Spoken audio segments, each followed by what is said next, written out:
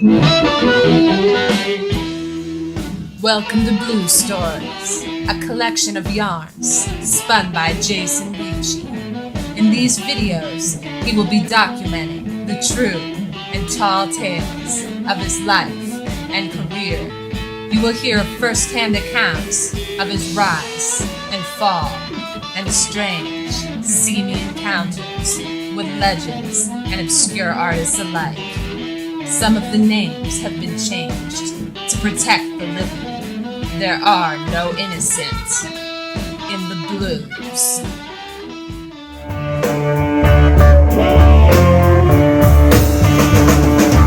Yeah, I got the blues.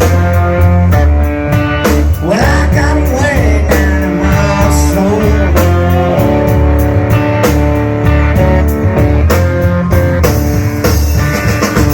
Well, I got the blues so bad. Yeah, I'm gonna let them go once more.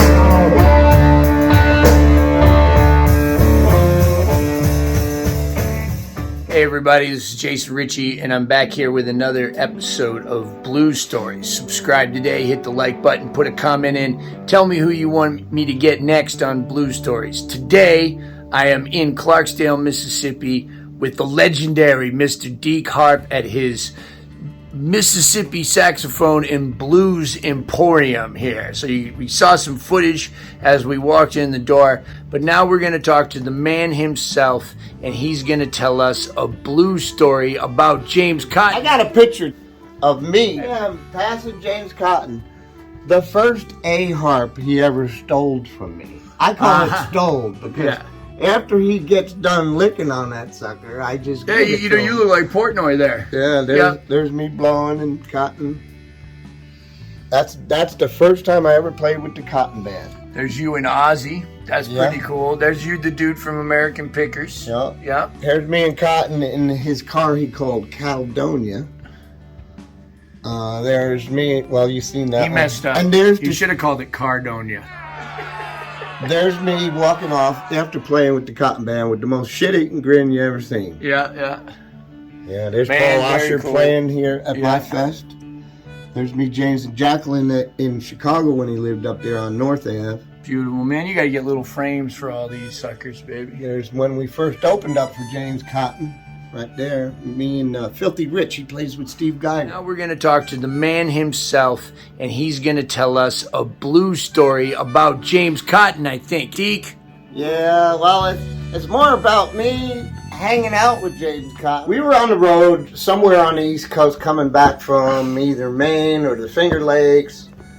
And we were in upstate New York, and Cotton's like, "Hey, Deke, you want to go get some soul food?" I was like, "Yeah." He goes, "I got a buddy of mine over there in Woodstock, got a restaurant, you know." So I said, "Yeah, man, let's do it." Because you don't really find too many good soul food places. And No. if they are soul food, it's a Chinese lady doing it or something, you know? Right. Anyway, so we get there in Woodstock, and we're gonna sit down, you know, and James is, he's like, "All right, you sit right here. You, everybody else, come on. I know the cook."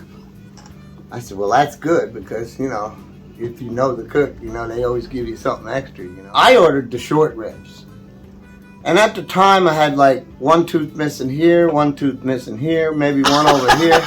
I mean, I looked like I was in a fight, Yeah. They regrew back anyway, but They just grew back? yeah, they grew back. Sure, okay. Yeah, I'm an alien. You're a shark. Blues shark. Anyway, Harp shark. Yeah, a harp shark.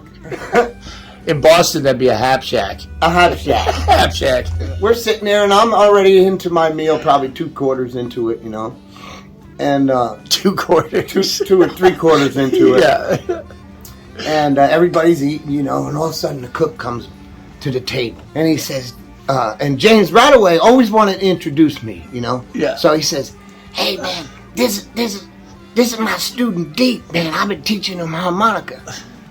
So dude looks down on my plate, looks back at me, looks down on my plate, looks over to James, looks down on my plate, goes, "You might have showed him how to play the harmonica, but you sure ain't showed him how to clean the bone." And I'll tell you what, everybody fell out, and all my extra bones that I already was eating on had a lot more meat left on them. But man, and that was it, man. It was so funny, and everybody fell out because black folk like to clean the bone. They make sure there ain't no more meat left on that sucker. I like to too. And I couldn't do it because my teeth were half-assed. You would have, yeah. Or I would have. Yeah. Yeah. But that's one of my stories with the James Cotton Band. All right, that's it. That's very tame, Deke. That's very tame. That's very PG. I realize I have a cotton story too. But that's one of my stories with the James Cotton Band. All right, that's it. That's very tame, Deke. That's a very tame. That's a very PG story. That's not even PG. That's a G-rated. That's a G-rated one. Well, oh God, it's been so long. I don't. Oh, I drinking. James Cotton likes to drink, bro. Well, yeah. When we used to play in Boston. Here we go. Here we go. Here we go.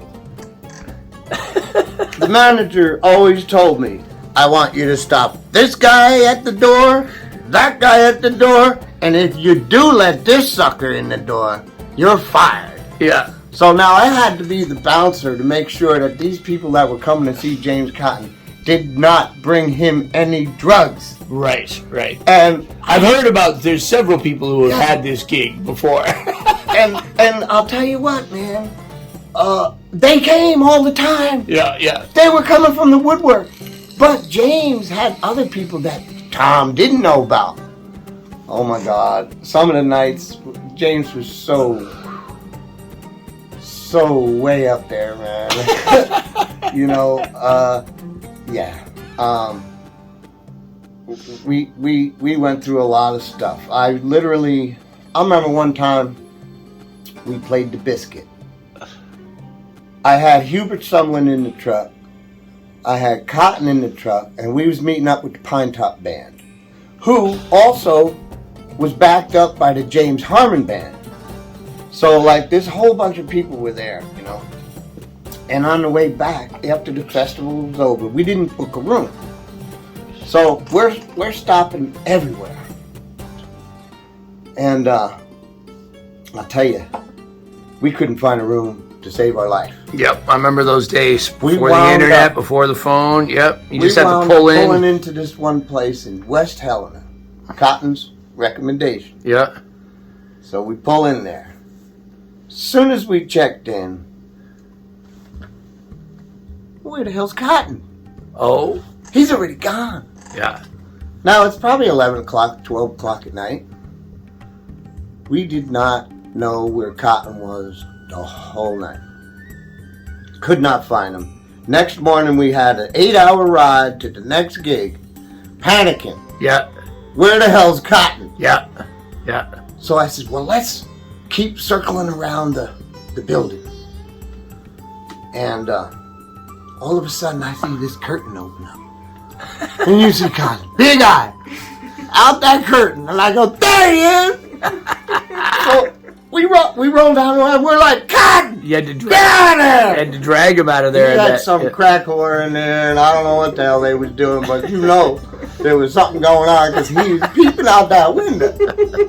And I remember when I used to do it, my God, I get so nervous. I'd have somebody watching me. Somebody's out there. Oh, Oh, yeah. So, yeah, that's one of the other stories. There we go. That's Blues Story material right there. It took him a half hour to get the fucking guy in the place, too. Yeah. Well, you're lucky you didn't. You're lucky you got him out at all. I've heard stories about other guys just not coming out at all, period, no matter what. I could tell you another story, but it involves me. And I might as well, if I'm going to rat anybody, I might as well put myself in the picture, there you go. too. That's how I do. So, okay, so he's playing in Chicago Blues in New York City. I'm already home. I'm not on the road with them because I got fired because I got shitty. Mm-hmm. That's what his manager called it, shitty, on the shit. I went back, And so anyway, I get to the club and I get in for free, no problem. And I watched the whole show. Cotton got me up to play a couple numbers. And then at the end of the night, Cotton said, hey man, come on, let's get the hell out of here. Let's go to another bar. So I said, all right. So we get in my van. We start heading out. He goes, all right, I know. You know where to get it. So let's get some. And I'm like, oh, I don't know if I want to do that. I don't know. Sure enough, he twisted my arm. I wound up over there on Avenue B and 2nd in East Village, or Lower East Side, they called it. And I walked in this bodega and I got us some. And it was powder, so I had to mix it up, you know. We messed up all night long. Again, we had to leave by 6 in the morning. They had to. You were wide to awake. get back on the road. You guys got in there with a bottle And to relax. we showed up, man. Yeah. We were lit like 2 Christmas trees. Yeah. And his manager, It's the worst feeling too, getting in the van after that. he freaked out. He literally threw me out. He said, you ain't never gonna ever be invited to another cotton show unless you pay. And sure enough, they blackballed me for over 15 years. They put the word out into the neighborhood of the big to-dos, and Right, nobody would even touch me because I was back on the ship. It was 1995 in Memphis, and it was a Wednesday night blues jam at Blues City Cafe, and Pat Ramsey was hosting.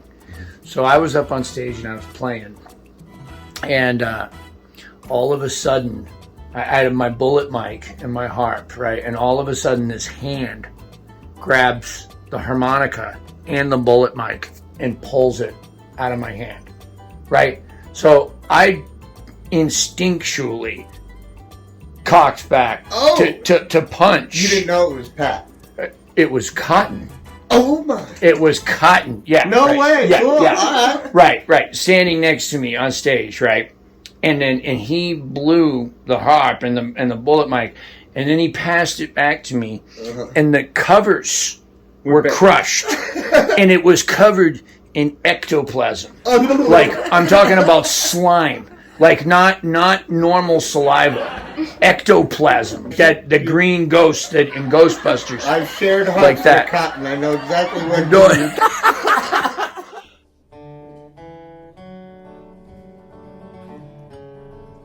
There's another story. It was written in the Blues Museum for a while on a placard that Cotton and Ike Turner were cruising around Clarksdale in the Rocket 88 drinking a fifth. And they put the words together themselves.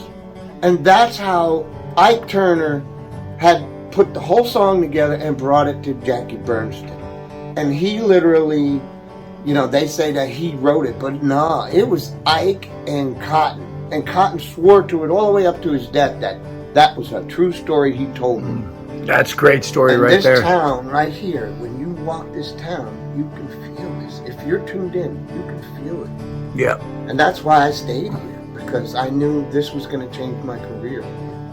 It's taken a long time, but I've been playing harmonicas exactly now 50 years. It doesn't seem like this is a place where you're meant to just like skyrocket straight. No, you're not trying to be Pink here. Yeah, that's you're, right. You're trying to really feel the music and be part of it. My music comes out every night different. They're the songs that I wrote, but they always come out different.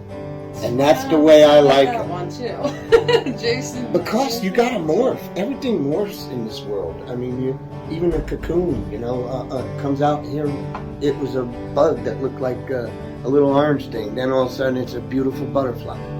It's just, that's what it is. Thank That you, was Jason. great, man.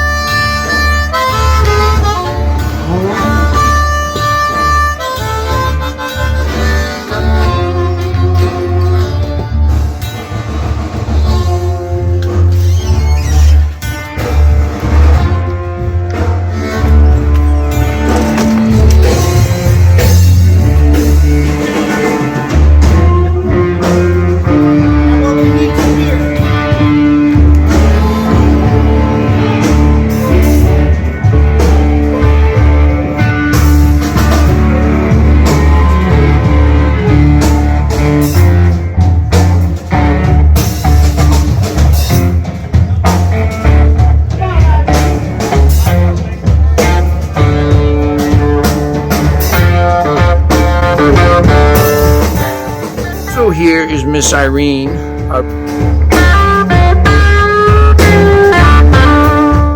She's got a technique that nobody I've seen playing guitar.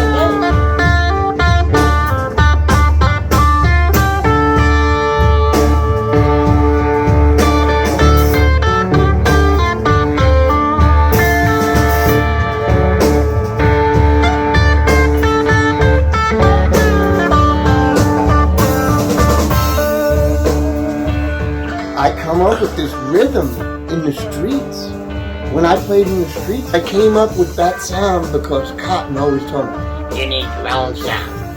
I'm like, well, how am I going to do that? I want to play like Sonny Boy, I want to play like you or Paul Osher. Mm-hmm. You know, I don't know, Junior Wells, that's who I followed.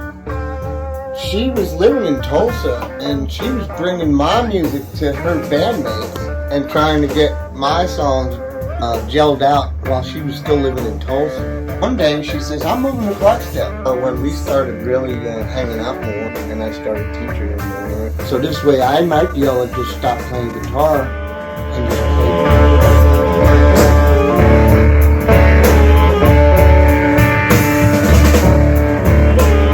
So where do people find out about this music, Deke? Well, this music is only found on my YouTube channel. Okay. And then also you can go to dekeharp.com or deke@dekeharp.com if you want to hire me.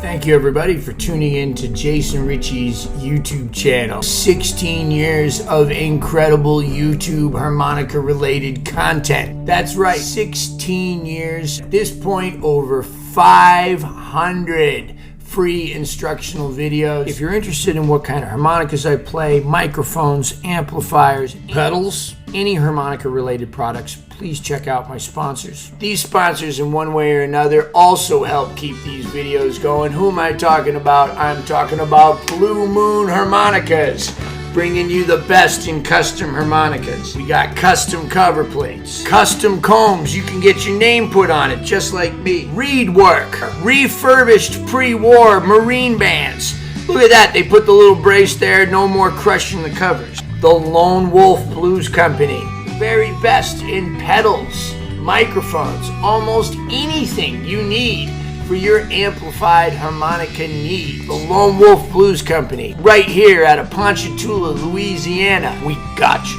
Harp gear, amplifiers. They got big ones, they got small ones. You know what they sound like? They sound like the best tube amps on the market. Harp gear amplifiers out of Ocala, Florida. Pedal pad, pedal boards. Incredible custom pedal boards built to last, made by two brothers who really care. Hohner harmonicas. A Mooncat loves the Hohner harmonica. I like the Marine band. I get Tom to put the little special 20 cover plates on it. He tricks them out, but they play great right out of the box. All of these sponsors are linked below in the description box. What else is linked below? Patreon. Consider becoming a Patreon patron. You'll be supporting me. You'll be supporting the cause. You'll be keeping these videos free for everybody. And you'll get a lot of extra content over at Patreon. You'll get vlogs, occasionally some extra lessons, some posts that you might not see on Facebook. A lot of stuff that I can't say or won't say here on YouTube is over on Patreon. I love my Patreon family. You guys are the best. If you're not into the monthly subscription, you can also give me a one-time tip at Venmo or PayPal below too. I'm a touring musician and I play all over the country, really all over the world with all kinds of different acts. Check out my website, www.mooncat.org. In all seriousness, YouTube, Patreon, my sponsors have absolutely changed my life. Subscribe below, set reminders for the videos. Don't miss any events. Every single Friday there's a free harmonica lesson and a lot more. Even if you're just subscribing, you're helping me a lot. Those of you that are joining me on Patreon, you guys are helping me to make better decisions with my career. In all sincerity, thank you so much, YouTube, for just an incredible, incredible outlet. It's a video diary. I get to look back at 16 years of these videos. I had a lot of new friends, some really fine musicians, made some great contacts in the industry, and it's all because of you. Thank you, my harmonica family.